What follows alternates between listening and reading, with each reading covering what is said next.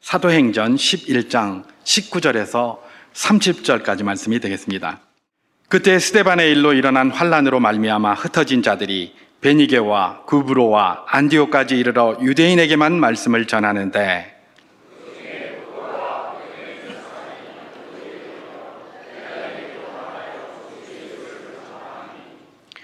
주의 손이 그들과 함께 하심에 수많은 사람들이 믿고 주께 돌아오더라.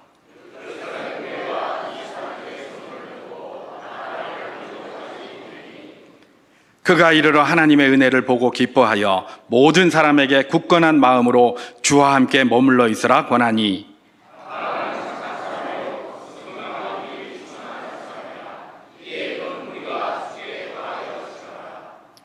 바나바가 사울을 찾으러 다소에 가서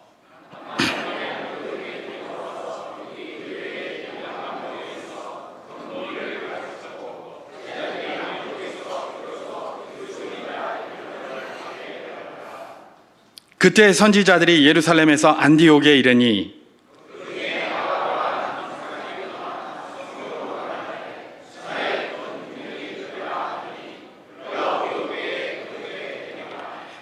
제자들이 각각 그 힘대로 유대에 사는 형제들에게 부조를 보내기로 작정하고 이를 실행하여 바나바와 사울의 손으로 장로들에게 보내니라. 아멘.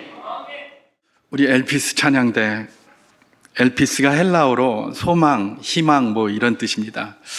우리 어르신들 주의 몸된 교회를 이렇게 세우시고 또 이끌어 가시는데 평생을 수고하시고 또 그들에게 남은 소망이 있으니 그것이 무엇입니까? 생명 있는 동안에 주를 찬양하겠다는 신앙 고백으로 오늘 이렇게 드리게 되었는데 우리 어르신들이 저 찬양을 또 특별히 이런 날에 하니까 더 의미가 있는 것 같습니다. 우리 어르신들이 믿음으로 걸어갔던 저 길들 우리도 계속해서 따라걷기를 소망하며 우리 다음 세대들도 그것을 따라 걸어서 주님 다시 오시는 그날까지 우리 수정교회가 든든히 서서 하나님께 영광 올리는 교회가 되기를 주님의 이름으로 축원합니다. 오늘 수정교회 설립 73주년 기념주일인데요. 지난 73년 동안 우리 하나님께서 그야말로 암탉이 병아리를 품듯이 우리 교회를 이렇게 품어주셨습니다. 그래서 믿음의 성도들을 세우시고 지금 이 자리에까지 이렇게 함께 오시기까지 그들의 수고와 헌신을 기뻐 받으신 것이죠. 하나님의 그 뜻을 따라서 우리 모든 성도님들도 그렇게 수고를 하면서 또 헌신하면서 지금까지 왔고 주님이 부르시는 그날까지 우리가 그 길을 걸어가게 될 것입니다. 여러분께 감사를 드리고 우리 하나님께 진실로 감사를 드립니다. 여러분들이 수정교회를 위해서 불철주야 그렇게 수고하고 헌신하지 않았다면 하나님의 능력이 우리 가운데 임할 때에 여러 가지 부족함들이 여전히 있었을 텐데 그럼에도 불구하고 하나님의 능력이 잘 임할 수 있도록 여러분들께서 도와주셨음에 진심으로 감사를 드리는 것이죠. 보통 어느 기관이든지 이렇게 창립 기념일 이렇게 되면 어떻게 합니까? 그 전을 돌아보면서 감사를 드리고 또 앞으로를 생각하면서 어떤 길을 걸어갈 것인지를 결단하는 시간으로 주로 많이 그렇게 보내는 것을 볼 수가 있습니다. 저도 오늘 또 그렇게 하기를 소망합니다. 그래서 우리 수정교회 73년 동안 이렇게 하나님이 베풀어 주신 은혜와 또 성도들의 수고를 감사하면서 또 그렇게 되돌아보면서 앞으로 우리는 또 어떤 길을 걸어가야 될 것인지를 다시 한번 결단해 보기를 원하는 것이죠. 우리가 걸어갈 길은 많이 있습니다. 그러나 그럼에도 불구하고 하나님이 우리가 어떤 길을 걸어가기를 원하시는가 한번 찾아보면서 그 길을 걸어가는 것이 의미 있는 바가 아니겠습니까? 그래서 그걸 한번 생각해보고 결단해보는 시간을 갖기를 소망하는데요.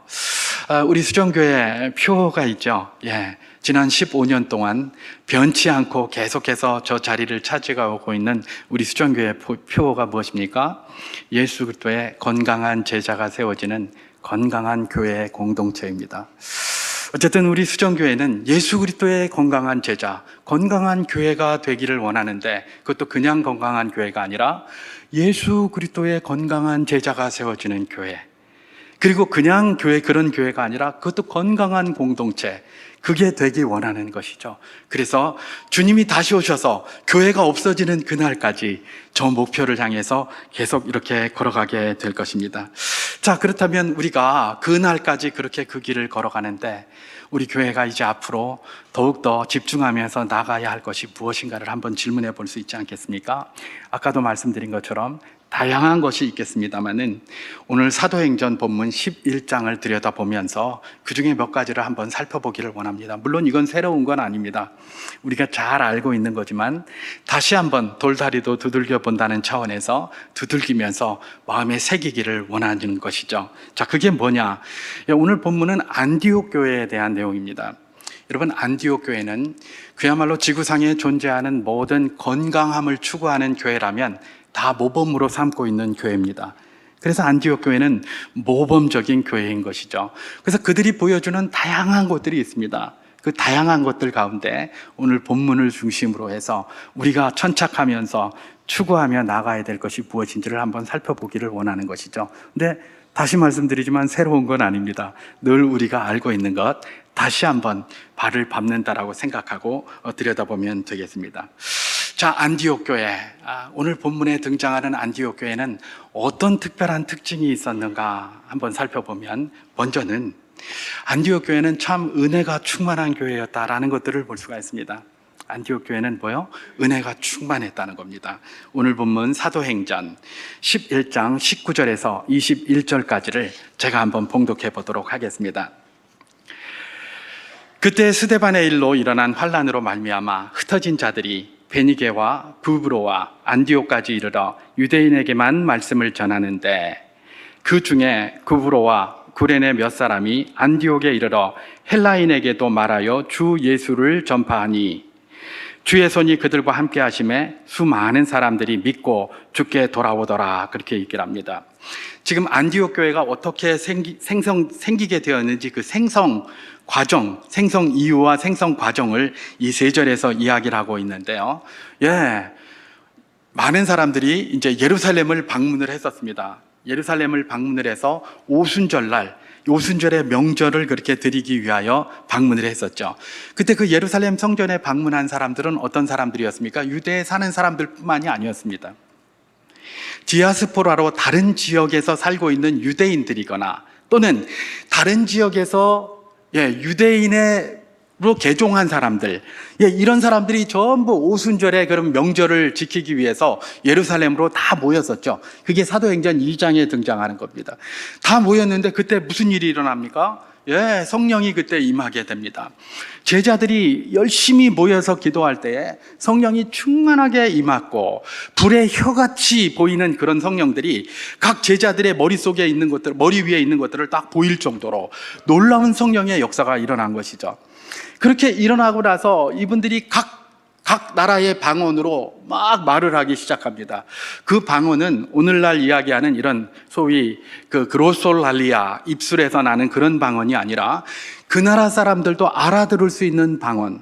그래서 각 나라에서 온 사람들이 다 알아들을 수 있는 외국어로다가 그렇게 복음을 이야기를 한 겁니다. 그 복음을 듣고 나서 그때 거기 방문했던 사람들이 다 은혜를 받게 된 것이죠. 은혜를 충만히 받았어요. 그래서 막 마음의 변동도 있고, 그럴 때에 또 사도 베드로와 사도들이 일어나서 복음을 전하기 시작하는 것이죠. 그때 복음은 뭐였습니까? 유대인들이 그동안 그렇게 기다리고 있던 메시아, 하나님이 보내주시기로 그렇게 약속하셨던 그 메시아가 누구다? 예수다. 그게 복음이었어요. 그때 복음이. 그게 예수다. 지금까지 우리가 기다리고 있던 그 메시아가 예수다. 예수, 그가 그리스도다. 그렇게 증거를 한 것입니다. 그걸 받고 많은 사람들이 다 은혜를 누리고 기쁨 가운데 있는데, 거기 유대인들에 의해서 박해를 받게 되죠. 그래서 그리스도를 따른다고 고백했던 사람들에게 박해를 하기 시작하는데, 특별히 스데반의 순교가 거기에서 나타난 겁니다. 그 박해 가운데 스데반 집사님이라고 알려져 있죠. 스데반은 집사님 이상인 분이십니다. 그런데 어쨌든 스데반 집사님에게 그런 어떤 돌에 맞아 죽는 그런 사건이 발생하게 되었고, 그 사건 이후로다가 더욱더 이 사람들의 유대인들의 광기가 일어나기 시작했습니다. 그래서 예수 믿는다고 또 거기 모여서 사도들에게 그 복음을 듣고 나서 거기를 따르겠다고 결단한 사람들은 전부 박해를 하기 시작하는 겁니다. 그래서 이분들이 막 뿔뿔이 흩어졌습니다. 뿔뿔이 흩어져서 오늘 성경에 보는 것처럼 베니게라는 지역과 구브로라는 지역과 안디옥이라는 지역으로 뿔뿔이 흩어졌습니다. 그런데 이분들의 마음속에 얼마나 그 은혜가 충만했던지 그곳에 가서도 가만히 있을 수가 없는 겁니다. 그래서 거기서 복음을 전하는데 누구에게만 복음을 전했다고 합니까? 유대인에게만 전했다고 합니다. 왜냐? 자기들이 살던 지역에 돌아가서 일단 유대인 회당, 자기들이 유대인 공동체에 있지 않습니까? 그러니까 유대인 회당에 가서 유대인에게만 그렇게 복음을 전했어요. 그런데 그렇게 유대인에게만 복음을 전하던 사람 가운데 특별한 사람들이 있었습니다. 어떤 사람들이냐? 구브로에서 온 사람들과 구레네에서 온 몇 사람들이 안디옥에 가서 복음을 전하게 된 거예요. 그런데 그 체험을 하고 그 성령의 역사를 체험하고 복음의 고백을 하고 박해를 받아서 갔던 이런 사람들 중에 구브로라는 지역에서 방문했던 사람, 구레네라는 지역에서 방문했던 그 사람들도 여전히 그 은혜를 받고 갔는데 다시 구브로로 간 것도 아니고 다시 구레네로 간 것도 아니고 안디옥을 가게 된 거예요. 아마도 이 사람들이 거기에 가서 직장을 얻으러 간 것 같습니다. 예, 직장을 얻으러 가서 그럼 안디옥에 가서 한번 살아볼까 그리고 간 것 같아요. 그리고 거기 가서 어떻게 한 겁니까? 거기서도 복음을 전했는데 이번에는 유대인에게만 전한 것이 아니라 이방인들인 헬라인들에게도 복음을 전하게 된 것이죠. 그랬는데 이게 어떻게 된 일인지 수많은 헬라인들이 그냥 막 복음을 듣고 막 밀려오는 겁니다. 그래서 생긴 교회가 뭡니까? 안디옥 교회였습니다. 안디옥 교회. 안디옥 교회는 어떻게 생긴 겁니까? 구브로에서 살던 또 구레네라는 데는 어디냐? 지금으로 말하면 이 이디오피아입니다. 그러니까 아프리카죠. 그쪽에서 온 사람들이 예루살렘에 와가지고 성령 충만을 받고 거기서 복음을 듣고 박해 때문에 흩어져서 안디옥으로 가게 됐는데 거기 가서 복음을 전했더니 헬라인들이 막 밀려오게 된 것이었죠. 이분들이 자기 원래 고향인 구브로로 안 돌아가고 그 다음에 자기 원래 고향인 구레네로 안 가고 안디옥으로 간 게 참 특징적입니다. 그럼에도 불구하고 왜 안디옥에 갔을까? 물론 구브로에서 온 분들은 안디옥을 거쳐서 구브로를 갈 수 있으니까 아마 그렇게 갔을지도 모르겠습니다. 그런데 일반적으로 생각해 보면 이분들은 자기 고향에 다시 돌아가 봐야 뭐 먹고 살기도 힘들고 이렇게 하니까 그야말로 일자리를 얻기 위해서 안디옥이 간 것이 아닌가 그렇게 생각이 됩니다. 그리고 이분들이 왜 헬라인에게만 복음을 전했는가? 안디옥에 유대인 공동체가 있었습니다. 거기 가서 유대인에게만 전할 수도 있는데 이분들은 그 공동체에도 들어가기 힘든 분들이었어요. 그러니까 어떻게 한 겁니까? 공동체에 들어가기보다는 주변에서 일자리를 얻다 보니까 헬라인들하고 많이 교제를 하게 되고 장신들이 받은 은혜가 너무 커서 그 입을 가만히 닫고 있지를 못하는 겁니다. 그래서 어떻게 한 겁니까? 헬라인들에게 복음을 전하게 되었고 그 헬라인들이 교회로 밀려 들어와서 안디옥 교회가 그렇게 형성이 되었던 것이죠. 이분들에 대해서 좀 더 살펴보기 위해서 우리는 사도행전 13장 1절에서부터 3절까지 말씀을 한번 읽어볼 필요가 있습니다. 제가 봉독해 보도록 하겠습니다. 안디옥 교회에 선지자들과 교사들이 있으니 곧 바나바와 니게르라 하는 시므온과 구레네 사람 루기오와 분봉왕 헤롯의 젖동생 마나엔과 및 사울이라 이렇게 이야기를 합니다. 주를 섬겨 금식할 때에 성령이 이르시되 내가 불러 시키는 일을 위하여 바나바와 사울을 따로 세우라 하시니 이에 금식하며 기도하고 두 사람에게 안수하여 보내니라 이렇게 기록합니다. 여기 보면 안디옥 교회의 리더들 5분 이름이 등장합니다. 하나는 뭡니까?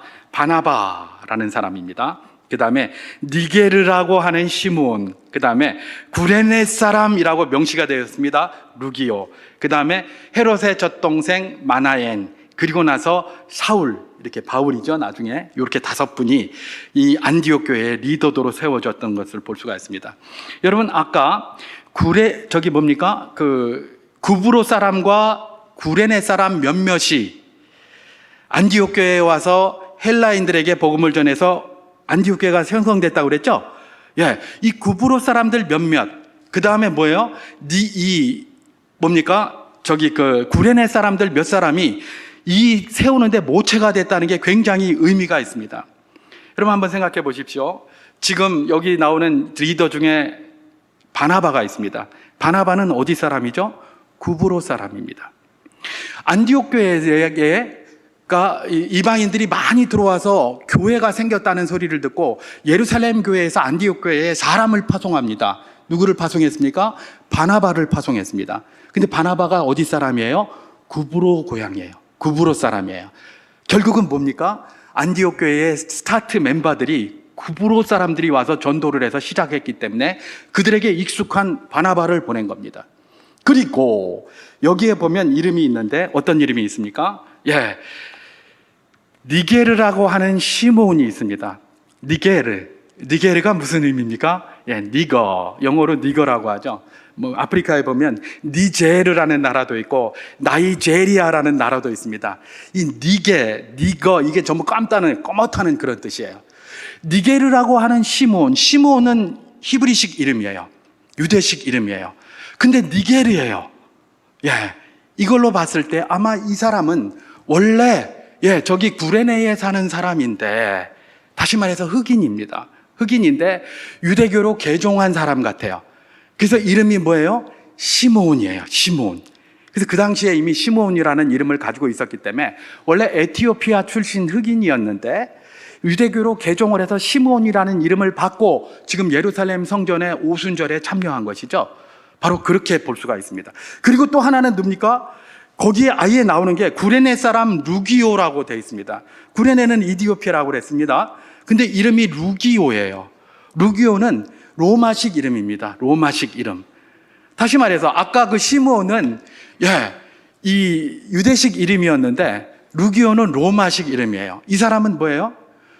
흑인이었다가 이디오피아 출신 흑인이었다가 로마 시민권을 얻어서 이름을 바꾼 사람인지, 아니면 원래 그 당시에 로마 제국이 워낙 컸기 때문에 거기도 다 로마 제국 속에 있었기 때문에 원래 로마 사람인데 구레네에 가서 살았는지 그건 알 수 없습니다만은 어쨌든 이분도 구레네가 고향이에요. 구레네 출신이에요.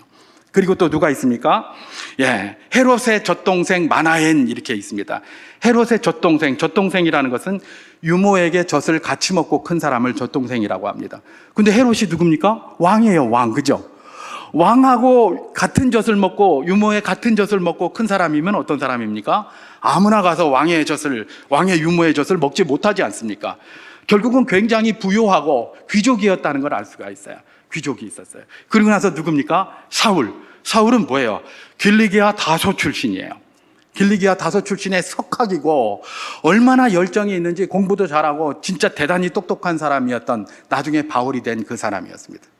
여러분, 이 면면을 한번 보십시오. 이 5분이 계신데 5분이 다 출신 지역이 달라요. 그리고 어떤 분은 흑인이었다가 개종해서 유대교로 갔다가 그렇게 온 사람도 있고요. 어떤 분은 로마 사람이었는데 그 흑인 지역에 살다가 거기서 태어나서 거기 살다가 이 안디옥에 온 분들도 있어요. 이분들이 전부 어디에 와 있는 거예요? 안디옥 교회에 들어와서 거기 리더 그룹에 속해 있는 거예요. 여러분, 제가 무슨 말을 하고 있습니까? 출신지도 달라요. 이 각각 그런 사람들이, 그리고 생활 수준도 다 달라요. 어떤 사람은 귀족도 있고 부자도 있고 어떤 사람은 그야말로 일자리가 없어가지고 안디옥에 일자리 구하러 간 그런 사람도 있고 말입니다. 그런 거예요. 자, 결국은 무엇을 이야기하는 겁니까? 이 사람들이 각기 자기가 살아가는 배경들이 다르고 문화가 다른 겁니다. 여러분, 사는 배경이 다르고 문화가 다르면 생각이 같을까요? 다를까요? 다릅니다. 달라요. 그죠? 우리가 얼굴이 똑같이 외국인이 볼 때 얼굴이 똑같아 보여도 중국 사람, 일본 사람, 한국 사람은 생각이 다릅니다. 그죠? 생활 방식도 다르고 문화가 다르기 때문에 그래요. 생각이 달라요. 그런데 말입니다. 이 안디옥 교회의 리더 그룹으로 있는 이 5분은 다 다른 사람이에요. 다 문화가 다른 사람이에요. 근데 이 사람들이 어떻게 똘똘 뭉쳐서 그 리더 그룹을 형성하고 리더로서 움직일 수 있게 있었단 말인가? 바로 그 질문이 되는 것이죠. 이게 바로 뭘 증명하는 겁니까? 안디옥 교회가 은혜가 충만한 교회였다는 겁니다. 여러분, 사람마다 다 자기가 가지고 있는 성벽이 있습니다. 그 성벽은 뭡니까? 내 경험도 성벽이 될 수 있고요. 내가 살고 있는 지역의 전통도 성벽이 될 수가 있고요. 또 내가 알고 있는 지식도 성벽이 될 수 있어요. 그 성벽이 나를 둘러싸고 있습니다. 그리고 그건 굉장히 중요합니다. 왜냐하면 나를 지키는 것이기 때문에 그렇습니다. 그런데 5명이 있는데 다 그런 성벽들이 있어요. 다 성벽들이 있는데 그 성벽이 그대로 일반적으로 이제 이 성벽이 다 허물어지면 뭐 이런 얘기를 하는데 다 허물어진다고 좋은 건 아니에요. 그게 자기를 지키는 거라니까요. 근데 그게 적당히 있으면 되는데 이게 너무 견고해가지고 서로 배타성이 되는 거예요. 배타적이 돼버리면 어떻게 될까요? 서로가 서로에게 이 침투할 수 있는, 서로가 서로에게 이렇게 같이 공유할 수 있는 게 아무도 없어지잖아요. 그럼 갈등이 심해지거든요. 그러면 이분들은 어떤 분들이었는가? 자기의 성벽을 다 허문 분들이었는가? 그렇지 않습니다. 성벽을 허문 분들이 아니에요. 자기 거는 여전히 갖고 있었어요. 자기 건 여전히 갖고 있었어요. 그래서 나중에 어떻게 됩니까? 바울과 바나바가 2차 전도 여행을 나가려다가 서로 다퉈가지고 싸워서 쪼개지잖아요. 자기 건 여전히 갖고 있었어요. 그게 뭐 그 성벽을 다 허문 게 아니에요. 그걸 허물 수도 없어요, 인생들이. 어떻게 내게 익숙한 거를 그렇게 쉽게 허물 수가 있단 말입니까? 아이고, 우리는 뭐 그 벽을 허물어야 된다, 장벽을 허물어야 된다, 택도 없는 소리. 인간이 그런 거 못합니다. 인간은 죄된 본성 속에 있어요. 근데 누구든지 자기의 벽이 있어요. 자기를 커버하고 있는 그 뭐가 있어요. 그게 그 사람의 특성을 드러내고 그 사람의 특징을 보여주는 중요한 장벽이 될 수도 있어요. 너무 높지만 않으면 돼요. 그걸 다 가지고 있는 거예요, 누구든지. 그게 없으면 오히려 이상해요. 저 사람은 뭐 배알도 없고 속도 없나? 이렇게 될 수 있지 않겠습니까? 안디옥 교회도 그랬다는 거예요. 그런데 이분들이 어떻게 이렇게 한 마음이 돼서 교회를 이끌어갈 수 있었습니까? 은혜가 충만했기 때문에 그런 거예요. 안디옥 교회는 은혜가 충만했어요. 그래서 그들의 그 벽으로 서로 부딪히는 그 벽을 뛰어넘는 은혜가 그들에게 있었던 거예요. 그들에게 그 뛰어넘는 은혜가 그들에게 있었다. 그게 바로 무엇입니까? 이 안디옥 교회가 보여주는 그런 놀라운 내용이다라는 것들을 우리는 볼 수가 있습니다. 여러분, 우리가 늘 벽이 있습니다. 모든 이에게는 벽이 다 있어요. 그래서 딱 요 정도는 내가 꼭 지키고 들어오지 못하게 해야지라고 하는 그런 것들이 있어요. 그건 누구에게나 있어요. 그게 뭐 잘못된 게 아니에요. 중요한 건 뭐예요? 그게 소위 요즘 젊은이들 말로 넘사벽이라서 너무 높아가지고 막 이러면 문제가 되지만, 그러나 그게 굉장히 중요합니다. 자기를 지켜주니까요. 자기의 특징을 만들어주니까요. 굉장히 중요한 거예요. 그런데 그게 너무 높으면 어떻게 됩니까? 서로 혼합이 안 되고 서로 포용이 안 됩니다. 갈등이 있을 수밖에 없어요. 그런데 그걸 충분히 넘어설 수 있게 만들어주는 것이 뭐다? 은혜다, 이런 이야기입니다. 은혜. 안디옥 교회는 결국은 그 모든 이들이 가지고 있었던 그 벽을 뛰어넘을 만한 은혜가 풍성하게 임하는 교회였다. 은혜가 충만한 교회였다라는 것을 잘 보여주고 있는 게 바로 그 내용이라는 것입니다. 그렇습니다. 포용이라는 것이 바로 뭡니까? 건강한 교회의 표징입니다. 이전에 우리 어르신들이 그런 말, 요즘은 뭐 그런 말 안 하는데 무슨 말 많이 했습니까? 젊었을 때는 돌멩이를 먹어도 소화시킨다, 이런 말이 있었어요. 그죠? 그러니까 뭐든지 먹어도 된다, 그냥 많이만 먹어라, 그냥. 그래서 제가 이렇게 살쪘잖아요. 그냥 막 먹으라는 거예요. 그냥 무조건 먹으래요. 그러면서 뭐예요? 젊어서는 말이야, 돌멩이도 삭혀, 돌멩이도 소화가 돼. 여러분, 젊다는 게 뭡니까? 건강하다는 거예요. 그죠? 건강하다는 게 뭐예요? 뭘 먹어도 삭혀요. 뭘 먹어도 소화가 돼요. 저는 이제 나이가 조금, 어르신들 앞에서 죄송한데, 나이가 좀 들어서 그런지 요즘은 소화가 잘 안 돼요. 이 소화가 잘 안 되면 이게 건강하지 못한 거예요, 이게. 건강하다는 건 뭘 먹어도 소화가 된다는 겁니다. 뭘 먹어도 소화가 돼요. 뭘 먹어도 융합이 되고요. 뭘 먹어도 포용이 되고요. 뭘 먹어도 소통이 되고요. 이게 건강하다는 거죠. 그런데 뭘 먹어도 소용이 되는 게 뭐예요? 사람의 힘으로 잘 안 되는데 하나님께서 은혜를 충만하게 그들에게 내려주니까 안디옥 교회가 각자의 특성이 얼마든지 발현되면서 서로 다툼이 있을 법도 한데 하나가 되어서 그렇게 교회를 움직여가고 있었다라는 사실들을 우리는 발견하게 되는 것입니다. 여러분, 우리 수정교회 이런 은혜가 충만한 교회가 되기를 소망합니다. 은혜가 충만할 때에 우리 가운데 있는 벽들이 더 이상 의미가 없어집니다. 벽이 자꾸 드러납니까? 이거 은혜가 부족하구나라고 생각하면 정확합니다. 은혜가 충만하면 벽이 아니라 벽이 더 이상 벽으로의 역할을 하기보다는 나를 지키고 나의 특성을 드러내는 것 정도로만 하고 모든 것들을 포용하고 융합하는 데에 아름다운 역할을 하게 될 것이다라는 것들을 우리는 믿고, 우리 수정교회 앞으로 이제 주님이 다시 오시는 그날까지 은혜 충만한 교회 되게 하여 주시옵소서. 안디옥 교회를 본받아 우리도 은혜 충만한 교회가 되게 하여 주시옵소서. 우리는 그 어떤 것들도 소화해낼 줄 아는 포용성 있는 그런 교회가 되게 하여 주시옵소서. 그렇게 기도하며 나아가는 복된 교회 될 수 있기를 주님의 이름으로 축원합니다. 안디옥 교회의 특징을 또 하나 더 살펴보면, 우리가 너무나 잘 알고 우리에게 익숙한 것처럼 그게 말씀이 충만한 교회였습니다. 하나는 은혜가 충만한 교회였고요, 말씀이 충만한 교회였다는 거죠. 제가 오늘 본문 사도행전 11장 27절에서 30절 말씀을 한번 봉독해 보도록 하겠습니다. 그때 선지자들이 예루살렘에서 안디옥에 이르니 그 중에 아가보라 하는 한 사람이 일어나 성령으로 말하되 천하에 큰 흉년이 들리라 하더니 글라우디오 때에 그렇게 되니라. 제자들이 각각 그 힘대로 유대에 사는 형제들에게 부조를 보내기로 작정하고 이를 실행하여 바나바와 사울의 손으로 장로들에게 보내니라. 이렇게 기록하고 있습니다. 선지자들이 예루살렘에서 안디옥에 이르렀다고 합니다. 그 중에 한 사람이 누구였냐? 아가보라는 사람이었다고 그런 거죠. 아가보가 기도를 막 하다가 성령으로 얘기하는데 천하에 큰 흉년이 들리라 라고 이렇게 이야기를 했습니다. 그런데 과연 글라우디오 때에 그렇게 됐어요. 그래서 주후 49년 글라우디오 황제 때, 로마 황제 때 전국에 극심한 그런 가뭄이 들었습니다.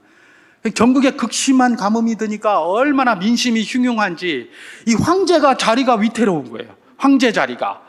그래서 이거 좀 어디다가 좀 누군가의 희생양을 삼을 게 있어야 되는데 이거 어떡하노? 그리고 찾던 그 순간에 로마 시내에서 유대인들하고 그리스도인들하고 싸우게 된 겁니다. 폭동이 일어난 거예요. 그게 주후 49년에 있었던 크레스투스 폭동이라는 겁니다. 그 폭동을 딱 보면서 이 글라우디오가 어떻게 합니까? 이것 봐라, 저것들한테 탓을 해야 되겠다. 그래서 모든 유대인들은 그냥 로마 시내를 다 쫓아내버려라. 그래서 추방령이 떨어집니다. 제가 무슨 말을 하느냐? 그 정도로 극심한 가뭄이 로마 제국 전국에 그렇게 펼쳐져 있었던 거예요. 그러면 안디옥 교회는 그 극심한 가뭄에 힘들지 않았을까요? 힘들었을까요? 힘들었겠죠. 전국에 임했는데, 그죠? 안디옥 교회는 무슨 다른 특별한 사람들입니까? 그들은 통빼입니까? 그들도 흉년 때문에 굉장히 힘들어요. 그죠? 전국에 그 흉년이 들었으니까 말입니다. 그럼에도 불구하고 이 안디옥 교회가 뭘 했다고 합니까? 예루살렘 교회를 부조하고 돕겠다고 자기들이 헌물을 마련해가지고 예루살렘 교회의 장로들에게 보냈다는 겁니다. 여러분, 이게 무슨 말입니까? 아가보가 와서 천하에 큰 흉년이 들리라고 얘기한 것을 이 사람들은 귓등으로 듣지 않았다는 거예요. 아가보의 그 말을 그냥 그대로 붙들고 준비를 해왔다는 것이 되겠죠? 가뭄이 든다 그랬는데, 유대에는 거기는 가뭄이 든다 그랬는데 무슨 이유인지 별로 준비도 안 했어요. 그러니까 가뭄이 들고 나니까 굉장히 힘들어요. 그냥 외부에서 부조를 받아야 될 정도로 힘들어요. 물론 지역적인 특성 때문에 그럴 수도 있는데, 그런데 안디옥 교회는 똑같은 흉년으로 굉장히 힘들었는데 남을 도와줄 수가 있어요. 여러분, 이건 뭡니까? 그 말씀을 듣고 준비를 해왔다는 거예요. 흉년에 대한 준비를 해왔다는 거예요. 여러분, 아가보가 선지자로서 이 성령의 감동으로 이야기할 때만 해도 성경이 아직 완전히 닫혀 있지 않을 때였습니다. 이때는 구약 성경만 있었어요. 성경으로. 그죠? 신약 성경은 아직 없었을 때예요. 그때마다 하나님께서 그런 선지자들을 통해서 하나님의 뜻을 말씀으로 주신 것이죠. 그래서 여기서 아가보의 말이라는 것은 곧 하나님의 말씀을 이야기를 하는 겁니다. 그런데 이 아가보가 이야기한 이 소리를 귓등으로 듣지 않고 열심히 그것을 갖다가 준비를 했고, 그리고 그 준비한 그것들을 가지고 다른 교회를 부조하는데 헌신을 한 게 누구다? 이 안디옥 교회였다는 겁니다. 여러분, 안디옥 교회는 어떤 교회라고요? 말씀이 충만한 교회였습니다. 여러분, 우리 수정교회도 말씀이 충만한 교회인 줄 믿습니다. 지금까지 하나님 말씀 붙들고 여기까지 온 거예요. 여러분, 지금 요즘 세상에 하나님 말씀 들은다 그러면 누가 그렇게 열심을 내겠습니까? 지금 이 시간에 이렇게 가득 차서 하나님의 말씀을 누가 들으려고 하겠습니까? 우리는 하나님의 말씀을 믿고 그 말씀이 곧 진리요, 우리 삶의 기준이 된다고 확신하기 때문에 지금까지 온 것 아닙니까? 아까 우리 김종현 장로님께서 기도하실 때 말씀을 기도하셨습니다마는 우리 수정교회를 처음 시작하셨던 그 7분들 말입니다. 그 전쟁의 한 중간에서도 하나님의 말씀의 귀중함을 알아 이 말씀, 이 온전한 말씀을 가지고 이 세상을 바르게 세우고 이 위기들을 극복해야 되겠다라고 해서 출발한 것이 우리 수정교회 아니겠습니까? 우리 수정교회 말씀이 충만한 교회 되기를 주님의 이름으로 축원합니다. 말씀에 대한 말씀을 받을 때 그냥 귓등으로 듣는 것이 아니라 그 말씀이 그러한가 하여 베레아 사람들처럼 날마다 사모하고 상고한 그것을 갖다가 어떻게 합니까? 그냥 가만히 있는 것이 아니라 이 안디옥 교회처럼 실천을 해서 예루살렘 교회의 그 실천을 보여주는 이런 모습들 말입니다. 우리 수정교회가 그런 길이 지금까지 그 길에 있었는데 앞으로도 계속해서 이 길을 걸어갈 수 있기를 주님의 이름으로 축원합니다. 안디옥 교회 한 가지만 더 생각해 보도록 하겠습니다. 안디옥 교회는 은혜가 충만한 교회였고 말씀이 충만한 교회였습니다. 한 가지만 더 살펴보면 안디옥 교회는 성령이 충만한 교회였습니다. 성령이 충만한 교회였습니다. 오늘 본문 사도행전 11장 24절에서 26절 말씀을 제가 한번 봉독해 보도록 하겠습니다. 바나바는 착한 사람이요 성령과 믿음이 충만한 사람이라 이에 큰 무리가 주께 더하여지더라. 바나바가 사울을 찾으러 다소에 가서 만남에 안디옥에 데리고 와서 둘이 교회에 1년간 모여 있어 큰 무리를 가르쳤고 제자들이 안디옥에서 비로소 그리스도인이라 일컬음을 받게 되었더라. 이렇게 기록하고 있습니다. 여러분, 많은 헬라인들이 안디옥 교회로 들어왔다는 소리를 듣고 예루살렘 교회에서 사람을 파송하는데 그 사람이 누굽니까? 바나바였어요. 그죠? 바나바가 안디옥 교회로 파송이 됐습니다. 그런데 이 바나바가 말입니다. 안디옥 교회에 파송이 되자마자 어떻게 됐느냐? 갑자기 길리기아 다소를 찾아가는 겁니다. 길리기아 다소를 누구를 찾아간 겁니까? 사도 바울을 찾아간 겁니다. 그 사람이 그때는 사도 바울이 아니었어요. 그냥 사울이었어요. 근데 길리기아 다소에 가가지고 바울을 데려다가 안디옥 교회의 리더로다가 추천을 하고 리더로 세운 겁니다. 여러분, 이게 굉장히 중요합니다. 왜 사도 바울이 길리기아 다소에 칩거하고 있었을까요? 왜 사울이 길리기아 다소 땅에 칩거할 수밖에 없었을까요? 이유가 있습니다. 그 이유가 뭡니까? 원래 옛날에 교회를 잔해하러 다니던 사람이었거든요. 교회를 부수러 다니던 사람이었거든요. 그래서 다메섹에까지 가서 교회를 부수려고 쫓아가다가 예수 만난 것 아닙니까? 그걸 그 주변 사람들이 다 알고 있습니다. 유대인들을, 사실은 사도 바울은 유대인들에게도 사면초가였어요. 저건 변절자다 이러고 그리스도인들에게도 그야말로 왕따 당하고 있었어요. 아무도 그를 인정하지 않고 두려워했어요. 왜냐? 저거는 원래 교회를 부수러 다니던 사람 아니냐, 이랬어요. 그러니까 유대인 공동체도 못 들어가고 그리스도인 공동체도 못 들어가고 인정 못 받고, 그러니까 자기가 갈 때라고는 자기 고향밖에 더 있습니까? 그죠? 그러니까 길리기아 다소에 가서 칩거하고 10여 년을 거기에 있는 겁니다. 그러면 바나바가 사울이 이런 사람이라는 걸 알았을까요? 몰랐을까요? 당연히 알았죠. 당연히 알았어요. 그러니까 가서 그를 추천하죠. 사울이 어떤 사람인지 왜 모르겠습니까? 당연히 압니다. 그런데 바나바가 가서 그를 추천하는데 그가 누구예요? 교회를 부수러 다니고 교회 성도들에게 인정도 못 받고 아무것도 아닌 그런 사람들, 또 언제 그냥 자기한테 들이댈지도 모르는 그런 사람 불러다가 같이 사역을 하게 한 거예요. 여러분, 사도 바울 성질 굉장히 급하잖아요. 그래서 아까도 말씀드렸습니다마는 2차 전도여행 때 바나바하고 싸우잖아요. 어디 사도 바울이 감히 바나바하고 싸울 기급이 됩니까? 급이 안 되는데도 가서 막 그런 사람이 바울이에요. 그런데도 지금 어떻게 합니까? 바나바가 그 칩거하고 있고 세상에 빛을 못 보고 있었던 그 바울을 길리기아 다소에 가서 불러다가 여기 같은 자리에 놓은 겁니다. 바나바가 어떻게 이렇게 할 수 있었습니까? 바나바는 오늘 성경이 이야기하는 것처럼 성령과 믿음이 충만한 자였기 때문에 그렇습니다. 그는 안디옥 교회를 세우고 하나님 나라를 세우는데 누가 유익한가, 이것만 관심을 가졌지 저 사람이 성질이 어떻고 저 사람이 누구에게 인기가 있고 이런 거 전혀 안 따졌습니다. 정말 교회를 위해서 누가 최적의 인물인가, 바로 그것만 고민한 사람입니다. 그래서 가서 부러울 수가 있었어요. 근데 이 바나바가 누구예요? 성령이 충만한 사람이었다는 겁니다. 그 사람이 교회의 리더로 앉아서 성령이 충만하여 교회에 정말 열심히 일할 사람 바울을 갖다가 발탁해다가 내니까 이 두 분이 1년간 거기서 가르치면서 비로소 안디옥 교회가 그리스도인이라 칭함을 받을 정도가 된 겁니다. 여러 가지 다른 것 고민하지 않았습니다.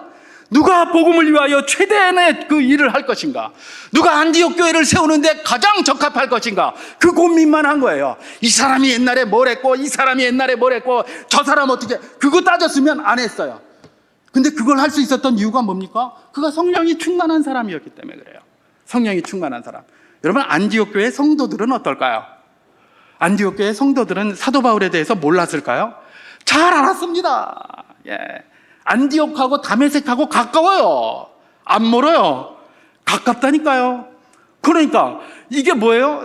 이 사울에 대한 이야기는 안디옥 교회 성도들도 이미 다 알고 있어요. 그런데 바나바가, 성령 충만한 바나바가 그를 데리고 와서 니네 그냥 교인으로 삼겠다도 아니고 교회 리더로 세우겠다 딱 그랬는데 군소리 하지 않습니다. 아멘으로 받습니다. 이 사람의 힘으로 되는 걸까요? 그렇지 않습니다. 안디옥 교회는 리더나 팔로워나 모두 다 성령이 충만한 분이셨습니다. 그래서 그것이 성령의 뜻이라고 확신이 되니까 그대로 따라가는 겁니다. 여러분, 아까 우리가 13장 1절에서부터 3절까지 읽었습니다마는 이 리더 5분이 열심히 금식하며 기도하고 나서 성령의 역사로 말미암아 이제 이방 선교사로다가 사람을 2명 빼서 세웁니다. 근데 누구를 세웁니까? 바나바하고 사울을 세워요. 예. 지난 1년 동안 이 교회를 세우기 위하여 그들이 수고해서 교회가 엄청나게 부흥하고 비로소 그리스도인들이라는 말까지 들을 정도가 됐는데 그 사람들 둘을 뽑아서 선교사로 보내겠다는 거예요. 이게 제정신입니까 이게? 그럼 안디옥 교회는 어떡하라고? 저 사람들 때문에 안디옥 교회가 저렇게 든든히 서고 그랬는데 안디옥 교회는 어떡하라고? 그 기둥과 같은 2 사람을 뽑아가지고 그 다 선교사로 보내면 그 다음엔 어떡하려고 니네가? 이렇게 되지 않겠습니까? 그런데 이 사람들이 어떻게 이런 결정을 할 수 있었습니까? 예, 그게 바로 이분들이 기도하면서 성령의 역사를 읽어내는 사람들이었기 때문에 그런 거예요. 결국은 안디옥 교회는 리더들도 성령이 충만했고 팔로워들도 성령이 충만했던 거예요. 그래서 그런 역사가 가능했고 그 안디옥 교회로 말미암아 모든 이방 선교가 아름답게 이루어졌고 사도 바울도 결국은 나중에 이방인의 사도라는 그 사명에 걸맞은 사역들을 얼마든지 할 수 있었던 것, 바로 그것 아니겠습니까? 여러분, 우리 수련교회도 그렇게 되기를 소망합니다. 지금까지 정말 성령의 역사로 우리 성도님들이 성령 충만하여 교회를 지금까지 이끌어 왔습니다. 앞으로 주님 오시는 그날까지 우리가 그렇게 해야 될 것입니다. 그저 이것저것 따지지 않고 정말 하나님의 나라의 영광을 위한 것이 무엇인가? 교회를 세우는 일에 필요한 것이 무엇인가? 그런 것들을 고민하는 겁니다. 이것저것 따지는 것이 아니라 그런 것들을 고민해서 그렇게 결정해 나가고 또 기도함으로써 기도하면서 하나님이 각인에게 주시는 그 마음을 따라서 움직여가는 것 말입니다. 그것이 바로 무엇입니까? 안디옥 교회가 보여주는 것 아니겠습니까? 말씀을 정리합니다. 안디옥 교회는 은혜가 충만한 교회였습니다. 안디옥 교회는 그야말로 말씀이 충만한 교회였습니다. 안디옥 교회는 성령이 충만한 교회였습니다. 우리 수정교회 너무나 잘 알고 있는 이것이지만 이것이 주님이 다시 오시는 그날까지 기둥으로서 우리 교회에 있어야 된다는 사실을 기억하면서 하나님, 우리 수정교회 은혜 충만한 교회 되게 하시고 말씀 충만한 교회 되게 하시고 성령 충만한 교회 되게 하여 주시옵소서. 오늘 그런 마음으로 한 마음으로 기도하며 주님 앞에 나아가는 복된 분들 다 될 수 있기를 주님의 이름으로 축원합니다.